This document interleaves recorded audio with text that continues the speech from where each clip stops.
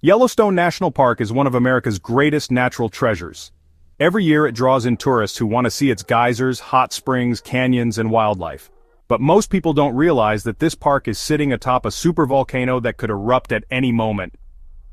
In this video, we're going to look at what would happen if this supervolcano erupted today. If Yellowstone were to blow today, it would be the largest volcanic eruption in recorded history. And here's why. First off, let's take a look at Yellowstone itself. Yellowstone is not just one volcano. It's actually 3 separate calderas or craters. Over the past 2 million years, these 3 calderas have had several small eruptions, but there has been one major eruption every 500,000 years. The last one happened 640,000 years ago, and it was so powerful that it left a crater over 43 miles wide and 12,000 feet deep. And that's just the size of the crater. The magma plume reached over 30 miles into the air and ejected 2,500 cubic miles of ash, pumice, and rock. To put this in perspective, Mount St. Helens, one of the most active volcanoes in the US, ejected around 12 cubic miles of material when it erupted in 1980. So the last eruption of Yellowstone was over 200 times more powerful than Mount St. Helens. And now for the bad news. Scientists believe that we are overdue for a major eruption because it has been 660,000 years since the last one. This means that we could be in for a super eruption at any moment, and it could be even more powerful than the last one. But first, how do scientists know that Yellowstone is a supervolcano? Well, it's simple. They measure it. That's right. There are dozens of measuring devices in and around Yellowstone at all times. These devices monitor everything from the size of the park's geysers to the temperature of its hot springs, and even the movement of the ground beneath it.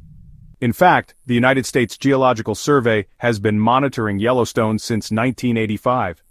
They have hundreds of instruments installed in and around the park that collect data about its seismic activity, ground deformation, and gas emissions. For example, they have seismometers that can detect earthquakes in the area, and they use satellites to track changes in the shape of the land. All this data is collected and analyzed by teams of scientists who are constantly on the lookout for any signs of unusual activity. For example, in 2018, scientists detected a swarm of earthquakes near the park's northern boundary. They also noticed that the ground in some areas had started to bulge up, and they continued to bulge for months. All this activity raised concerns that the magma chamber might be getting ready to blow. However, further analysis revealed that the earthquakes were relatively small and shallow, which is typical of tectonic activity rather than volcanic activity. And the bulging ground turned out to be caused by water seeping into the magma chamber, which expanded the volume of rock above it. Ultimately, it was a false alarm, but it shows you how seriously scientists take their monitoring efforts. So, what do they do with all this data? Well, one of the things they do is create models that try to predict what will happen if the magma chamber does start to erupt. One of the most important factors that scientists consider is the amount of magma in the chamber. As you can imagine, the more magma there is, the more violent the eruption is likely to be. To estimate the amount of magma in the chamber, scientists use data from seismic tomography. This technique uses seismic waves to create images of the inside of the Earth. By studying these images, scientists can get a good idea of how much magma is in the chamber and how deep it is. Another factor that scientists consider is the viscosity of the magma. Viscosity is a measure of a fluid's resistance to flow. The more viscous the magma is, the less likely it is to flow away from the vent and the more likely it is to explode. To measure the viscosity of the magma, scientists use a technique called tiltmeter surveying. Tiltmeters are devices that measure the angle of a surface relative to gravity. By measuring the tilt of the ground around Yellowstone, scientists can get an idea of the viscosity of the magma.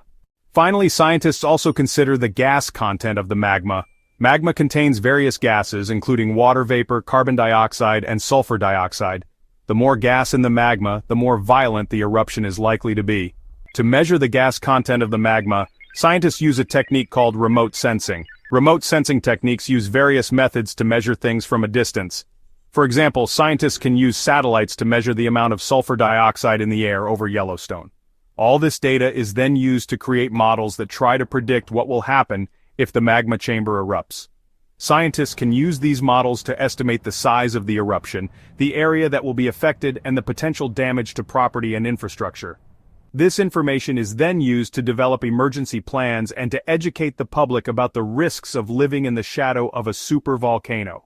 Now let's answer the question that you've been waiting for. What would happen if Yellowstone blew today? If Yellowstone were to erupt today, the consequences would be catastrophic. The immediate area would be devastated by the eruption, with the surrounding towns and cities being buried in ash and pumice. The explosion would generate powerful shockwaves that would travel around the globe multiple times. The amount of ash and fine particles released into the atmosphere would block out the sun, causing darkness to fall even during the day. Global temperatures would plummet, leading to widespread crop failure and famine. The skies would turn orange or red from all the suspended particulates. People would have difficulty breathing outside, so basically the end of the world as we know it.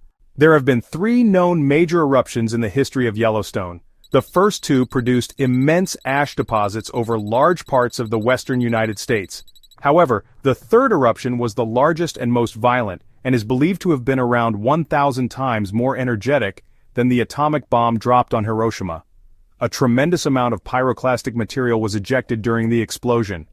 Pyroclastic material refers to the fragments of rock, ash, and other materials that are thrown into the air during a volcanic eruption. In fact, the total volume of pyroclastic material ejected during the eruption was approximately 2,500 cubic miles. This is equivalent to about 10 million Olympic-sized swimming pools. Furthermore, the eruption column rose to an astounding height of 30 miles into the atmosphere. This is higher than Mount Everest, the tallest mountain on Earth.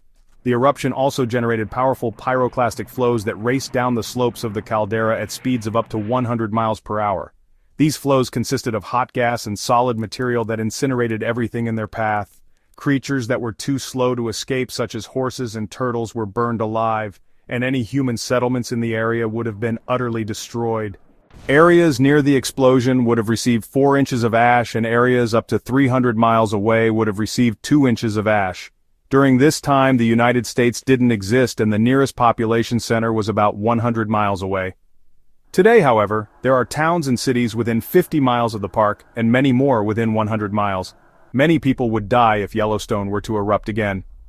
Even though Yellowstone National Park is mostly in a remote area of Wyoming, it's still relatively close to major cities like Jackson, Wyoming, West Yellowstone, Montana, and Idaho Falls, Idaho.